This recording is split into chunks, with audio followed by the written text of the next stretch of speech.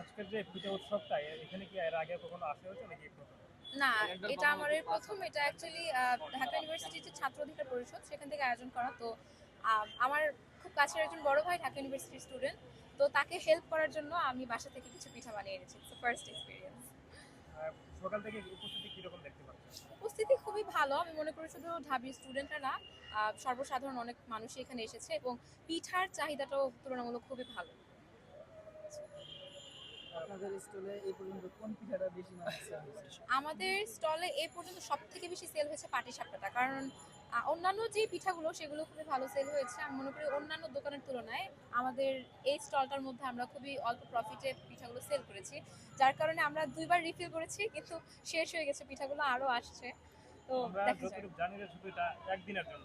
হ্যাঁ, আপনি যদি আরো ১ দিন বা ২ দিন বেশি হতো তাহলে আপনাদের অনুভূতি দেখে খুবই ভালো হতো আমি মনে করি। কারণ এটা সর্বসাধারণের জন্য খুবই এনজয়ের একটা বিষয় হতো। তারপর আমরা যারা আছি, আমরা সেল করার মাধ্যমে একটা যে এনজয়মেন্ট, ইউনিভার্সিটি থেকে স্টুডেন্ট যারা আছে তাদের জন্য একটা আলাদাভাবে আনন্দ হতো আমি মনে করি। আচ্ছা, আপনার থ্যাংক ইউ। পরিচয়টা কি? আমি তাসমিয়া রহমান, জুলাই মঞ্চের সামাজিক সুরক্ষা প্রতিনিধি এবং ১০ম শ্রেণীর একজন শিক্ষার্থী। মঞ্চ।